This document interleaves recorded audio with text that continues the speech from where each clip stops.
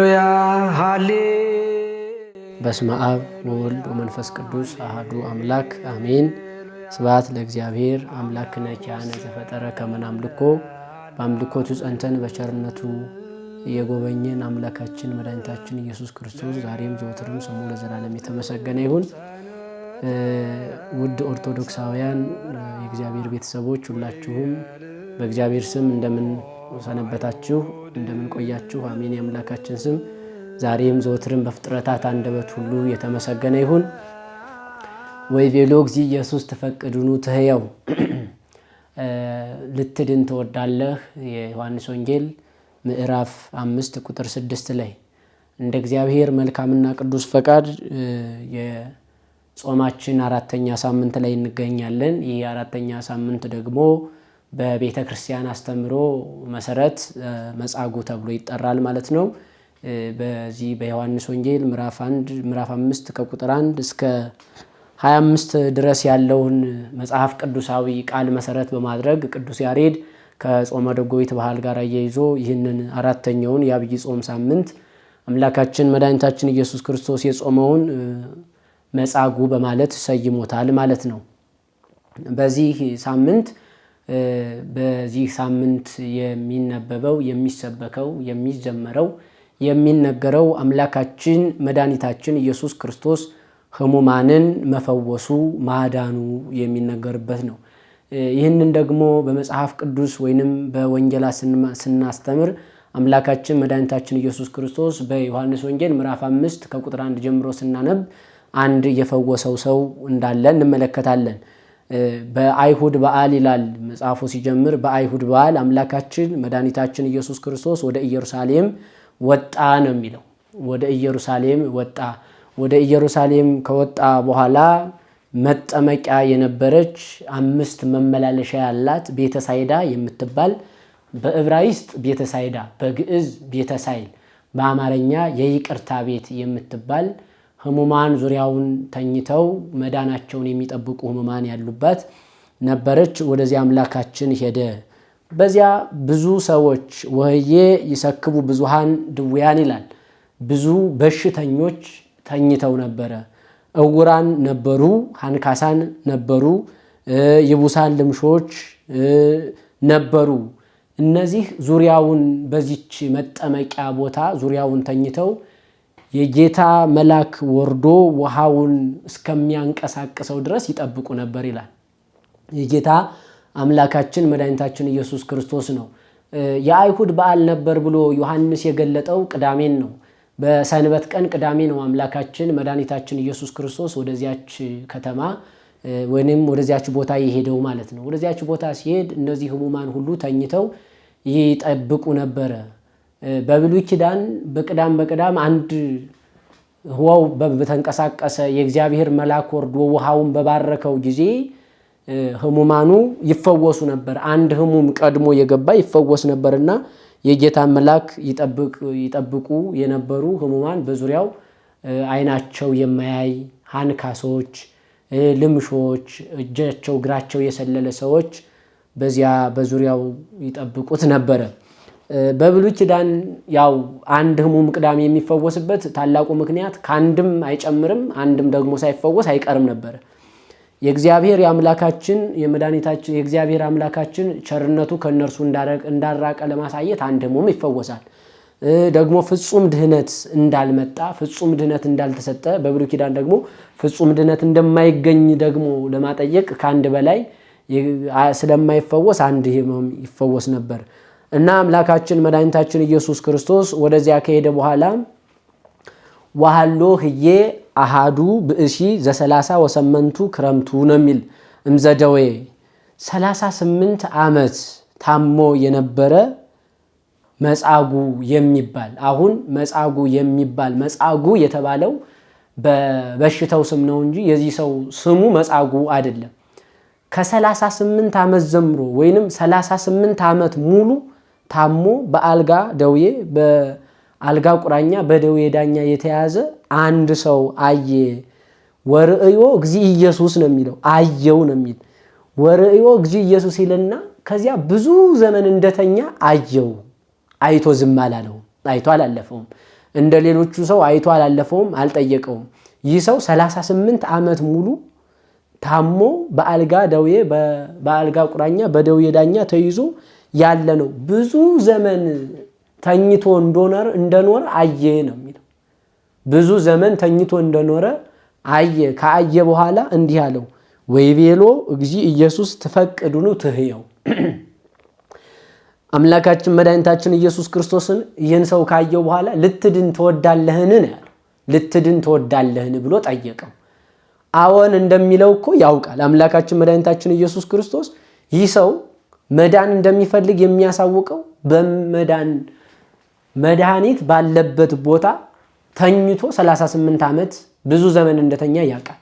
አዎን እንደሚለው ያውቃል። ግን አምላካችን መድኃኒታችን ኢየሱስ ክርስቶስ የኛን ነፃ ፈቃድ ወይንም የሚድነውን ነፃ ፈቃድ ስለሚጠይቅ ነፃ ፈቃድን ስለማይጋፋ ነፃ ፈቃዱን ለመጠየቅ ልትድን ትወዳለህን አለው። ይህ አንደኛው ነው። ልትድን ትወዳለህ ብሎ ነፃ ፈቃዱን ጠየቀ። ሌላው ደግሞ አምላካችን መድኃኒታችን ኢየሱስ ክርስቶስ የሰውን ሐሳብ አይምሮ አመላልሶ የሚያውቅ አምላክ ነው። ግን አላዋቂ ስጋንም እንደተዋሃደ ለማጠየቅ ነው። አላዋቂ ስጋ ሲባል የኛን ስጋ እንደተዋሃደ ለማለት ነው እንጂ ከተዋህዶ በኋላ አላዋቂ ነው ማለት አይደለም አምላካችን መድኃኒታችን ኢየሱስ ክርስቶስ። ከዚህ በኋላ አሁን አምላካችን የጠየቀው ልትድን ትወዳለህ የሚል ጥያቄ ብቻ ነው። ወአውሳ ውእቱ ድውይ ይላል። ይህ የታመመ ሰው መልሶ አልብየኑ ሰው የለኝም አለው። አዎ መዳን እፈልጋለሁ፣ ግን ሰው የለኝም። ሰው የሌለኝ ለምንድን ነው ሲለው፣ ሰው ውሃው በተንቀሳቀሰ ጊዜ መልአኩ ወርዶ ውሃውን በባረከው ጊዜ ጉልበተኛ ሰው ከኔ ቀድሞ ይሄድና ወደ ውሃው ይገባል፣ እኔ ደግሞ በኋላ ቀራለሁ። ስለዚህ ከኔ ቀድሞ እሱ ይፈወሳል። 38 ዓመት ሙሉ እንደዚህ የሆነ ሰው እየቀደመኝ ወደ ውሃው የሚያወርደኝ ሰው ስለሌለኝ አልዳንኩም፣ ሰው የለኝም ብሎ ይሄ ሰውዬ ምንድነው ይመልስለታል ማለት ነው። ሲመልስለት አምላካችን መድኃኒታችን ኢየሱስ ክርስቶስ ጌታም ተንስ ወንሳ፣ ተነስ አልጋህን ተሸከምና ሂድ። 38 ዓመት የተሸከመችውን አልጋ ተሸክሞ እንዲሄድ አምላካችን በቃሉ አዘዘው ማለት ነው። አልጋውን ተሸክሞ ይህ ሰው ተነሳ ማለት ነው። አምላካችን ድነህ ሂድ፣ አልጋህን ጥለህ ሂድ፣ አልጋህን ጥለህ ተነሳ አይደለም ያለው። አልጋህን ተሸክመ ሂድ። ለምን ሲባል ይህ ሰው ብርቱ ሆኖ እንደጸና፣ ኤስድሮስ የተባለው ሊቅ ብርቱ ሆኖ እንደጸና፣ በጽኑ ተአምር እንደዳነ፣ የተሸከመችውን ከባድ የሆነችውን የብረት አልጋ አጥንቱ በርትቶ ሰውነቱ ጎልምሶ እንዲሸከማት ምንም የቀረበት ደዌ ያለበት እንከን እንደሌለ ለማሳየት ነው። ሁለተኛው ደግሞ አልጋህን ተሸክመ ሂድ ያለው እኔ እኮ ቢያድነኝም አልጋዬን ዋጋ ሰጥቼ ነው፣ ከፍየው ነው፣ እኔ ካንተ ምንም የምፈልገው ነገር የለም ሲለው ነው አምላካችን። እስከነ አልጋህ እስከነ ጣጣ እስከነ ምን ተነስ ሂድ፣ በከንቱ ነው ያዳንኩ፣ ካለ ዋጋ ነው ያዳንኩ፣ ምንም የሰጠኝ ነገር የለም፣ አልጋህንም አልፈልግም፣ አልጋህን ተሸክመ ሂድ አለው። ከዚህ በኋላ ነበረ በሰንበት አልጋውን ተሸክሞ ሲሄድ አይሁድ በሰንበት አልጋህን ተሸከመ ያለ ማን ነው? ለምን አልጋህን ተሸከም አልከው? ያዳነኝ ሰው ነው አላቸው። ያዳነኝ ሰው አልጋህን ተሸክመ ሂድ ብሎ ነገራቸው ለአይሁድ።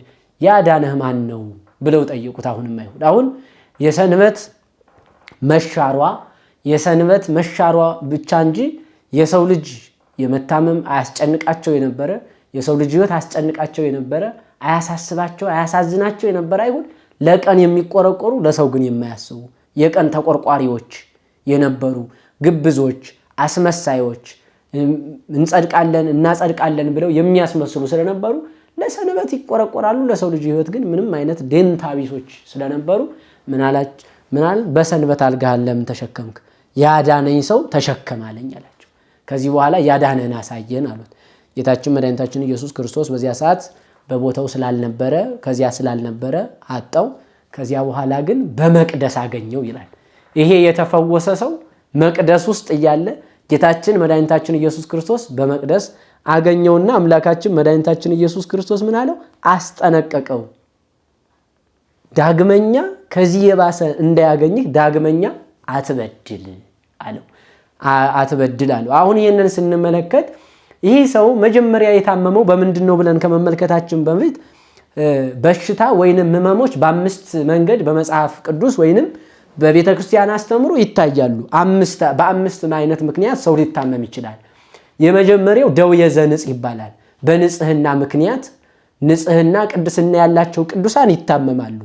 በንጽህናቸው በቅድስናቸው ለምን ይታመማሉ ሲባል ቅዱሳን በንጽህናቸው በቅድስናቸው ልክ እንደ ጢሞቴዎስ ማለት ነው።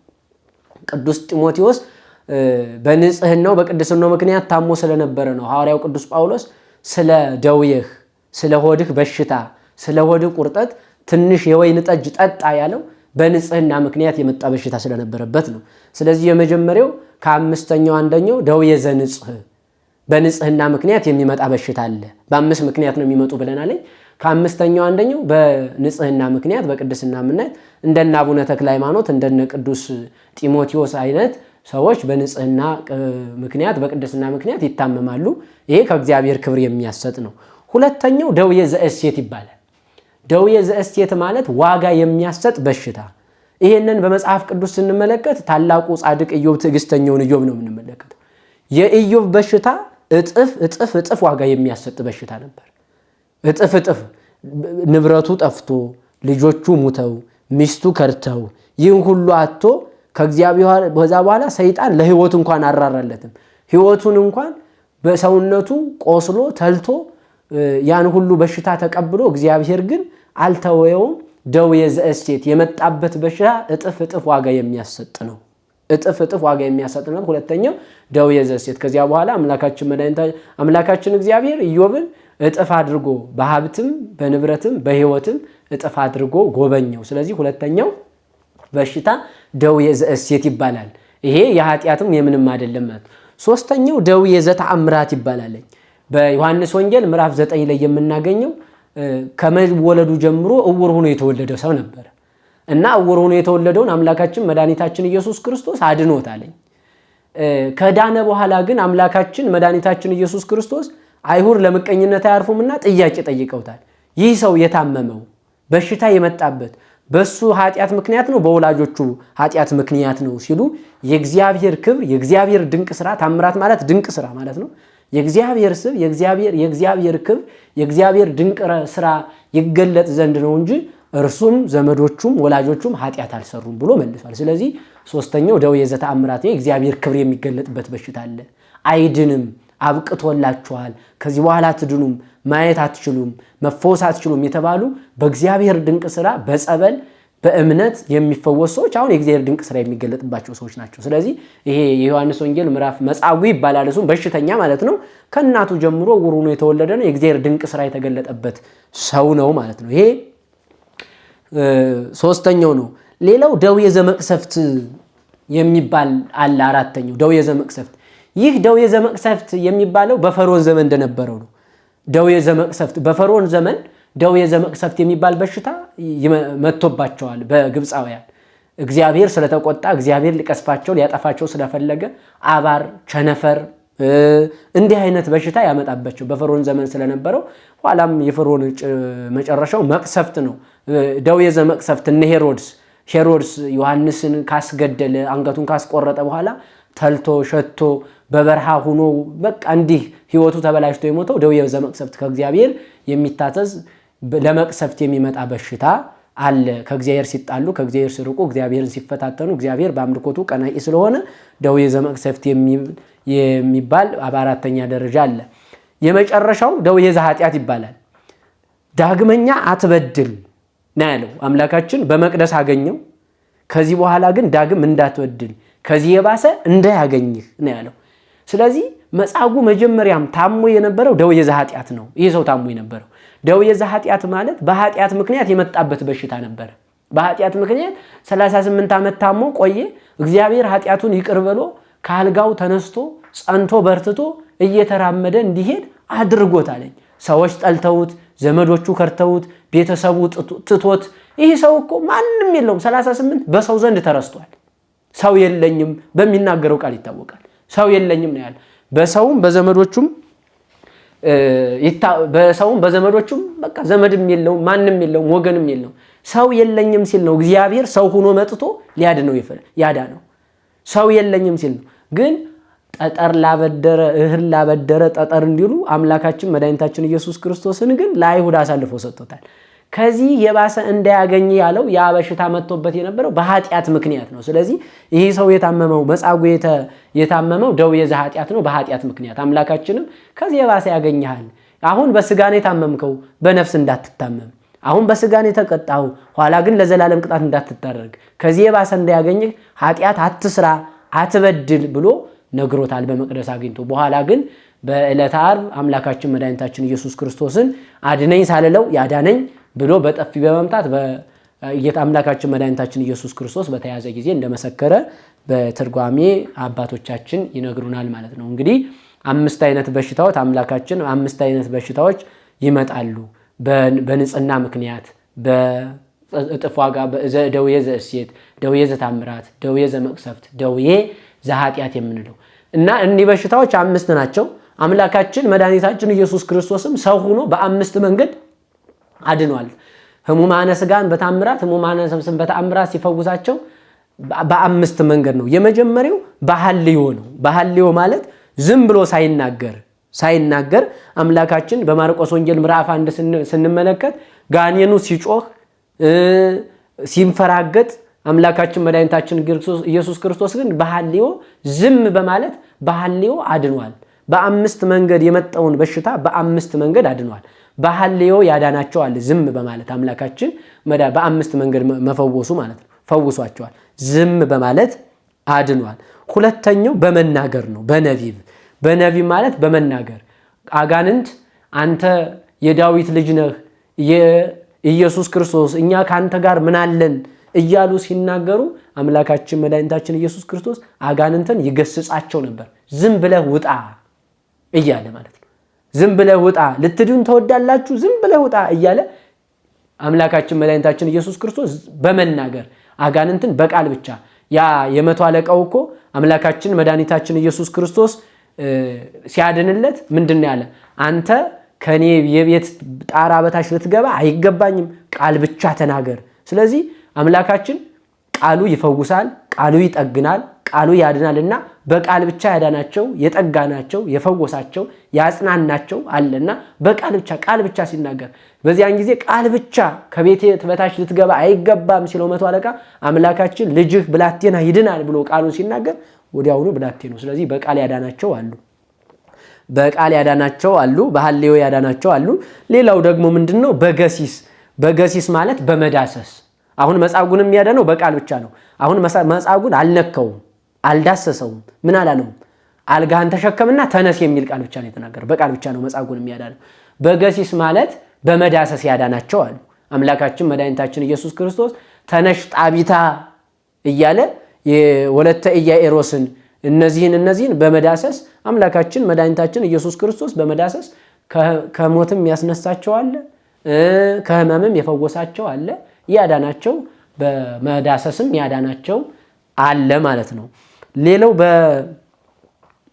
በወሪቀ ምራቅ በዮሐንስ ወንጌል ምዕራፍ 9 ቁጥር 1 ጀምረን ስናነብ አሁን ቅድም የተረክነው ዘእውሩ ተወልደ እውር ሆኖ የተወለደውን አምላካችን መድኃኒታችን ኢየሱስ ክርስቶስ ምራቁን እንትፍ አለ። ከዚያ በኋላ ጭቃውን አይኑ ላይ ቀበና ሂደህ ታጠብ አለ። ሂደህ ተጠመቅ ታጠብ አለ። በወሪቀ ምራቅ ማለት ምራቁን እንትፍ በማለት ጭቃውን በማቡካት ከዚያ በኋላ ቀበው ምን አለ? ሂደህ ታጠብ አለው። ሂዶ ታጥቦ እያየ ተመለሰ ነው የሚለው። እያየ ድኖ ተመለሰ። ስለዚህ በወሪቀ ምራቅ ያዳናቸዋል። ሌላው ደግሞ በዘፈረ ልብስ ያቺ 12 ዓመት ደም ይፈሳት የነበረችው ሴት 12 ዓመት ደም ይፈሳት የነበረችውን ሴት አምላካችን መድኃኒታችን ኢየሱስ ክርስቶስ የልብሱን ጫፍ ቢይዝ እንኳን እድናለሁ ብላ ነበር አምና የመጣችው። ከኋላ የልብሱን ጫፍ ስትዝን 12 ዓመት ይፈሰው የልብሱን ጫፍ ስትነካ 12 ዓመት ይፈሰው የነበረው ደሟ ቆሞላታል። ስለዚህ በ5 አይነት መንገድ አምላካችን እንዲያድርጎ ያድኗቸዋል። ስለዚህ ይህ የዐቢይ ጾም 4ኛው ሳምንት መጻጉዕ ማለት በሽተኛ ማለት ነው። እንደ ኢትዮጵያ ኦርቶዶክስ ተዋሕዶ ቤተክርስቲያን ሕሙማነ ስጋን በታምራት ሕሙማነ ነፍስን በትምህርት የፈወሰበት አንካሳዎችን ለምጻሞችን ያነጻበት፣ ጎባጣዎችን ያቀናበት፣ የሰለሉት ደግሞ የዳኑበት ብቻ የአምላካችን የመድኃኒታችን የኢየሱስ ክርስቶስ ፈውስ የተደረገበት የፈወሰበት አራተኛው ሳምንት ይህን የሚነገርበት ሳምንት መጻጉዕ በመባል በኢትዮጵያ ኦርቶዶክስ ተዋሕዶ ቤተክርስቲያን ይታወቃል። ቅዱስ ያሬድም ከዚህ ጋር በማያያዝ አምላኩ ስለ አዳም በማለት የአዳም አምላኩ ሰው ሆኖ ተገልጦ ሕሙማነ ሥጋን በታምራት ለምጻሞችን አነጻ፣ ጎባጣዎችን አቀና፣ ሕሙማንን ፈወሰ በማለት በዚሁ ያስተምራል፣ ያስረዳል። ስለዚህ እኛ ደግሞ በዚህ ጾም ነፍሳችንን መፈወስ አለብን፣ ማዳን አለብን። ምክንያቱም ጾም ትፌውስ ቁስለ ነፍስ ነው የሚለው። ጾም የስጋን የነፍስን ቁስል ታድናለች።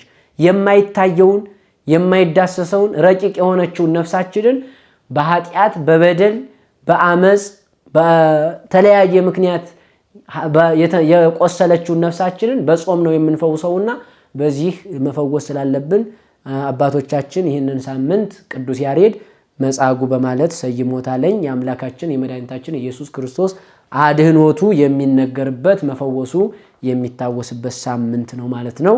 አምላካችን መድኃኒታችን ኢየሱስ ክርስቶስ ሁላችንንም ከሕማመ ሥጋ ከሕማመ ነፍስ ከዘመን መቅሰፍት ያድነን ይሰውረን። ወስብሐት ለእግዚአብሔር ወለወላዲቱ ድንግል። ይቆየን።